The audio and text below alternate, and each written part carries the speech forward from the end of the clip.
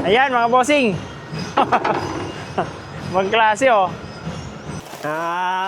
Kinakarumata ho, palabas. Nakarumata. Opo, boss. After magtimbang mga bossing, cash basis po dito sa Katayan. Hindi kayo uwi na hindi nyo dala yung pinaghirapan yung alagaan. Hindi po ako nangungutang na manok mga bossing. Good afternoon mga bossing. Ito mga bossing, may papakita ko sa inyo na nag-deliver sa atin ng manok para pangkatay natin bukas. Ito mga bossing, ang ganda ng service nila. Yan mga boss. Napakalaki. Dump truck ata to ah. Yan. Ito sila bossing, taga Pinamalaya naman ito. Ayan mga bossing. Magklase oh. Diyan ang mga manok nila. Boss, taga saan kayo? Pinamalayan po. Oh. Antay Sabin, Pucho Taberna.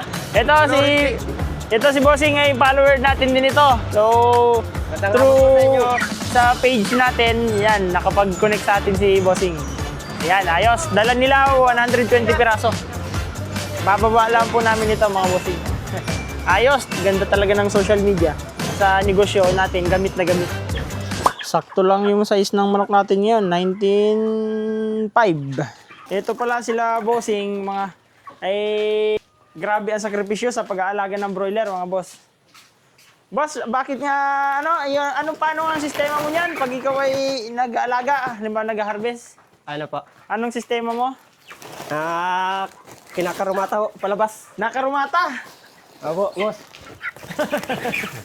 Tapos gaano kalayo ang nakakuta niyan? Medyo malapit lang naman po dahil hindi naman po pasok ang sasakyan. Oo, hindi lang pasok ang sasakyan. Yan mga bossing, ang pinakakot nila, dump truck. Tapos yan trapal. Ito mga bossing, kapag nagpapadeliver ako, wala talagang kain yung mga manok. Talagang yan ay naka-fasting. Kasi wholesaler ako mga bossing. Kapag dinalhan nyo ako po ng manok na busog, halos ramdam na ramdam ko po agad yan kasi halos wala akong kitain mga bossing. Ganyan ko po kapag mga wholesaler, napakanipis ng kita. Ang karumata yung may kalabaw no? Opo. Alaga din ninyo? May pinanser kayo?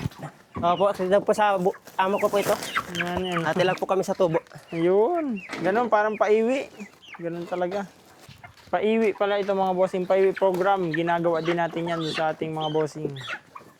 19.3. Shinare ko lang mga bossing sa inyo yung kanilang sakripisyo sa pag-aalaga ng broiler. Talaga pong hindi biro ang ginagawa ng ating mga farmer na sakripisyo. Kaya sana po medyo gumaganda-ganda ng presyo natin dyan sa lagi para makabawi-bawi yung ating mga farmer.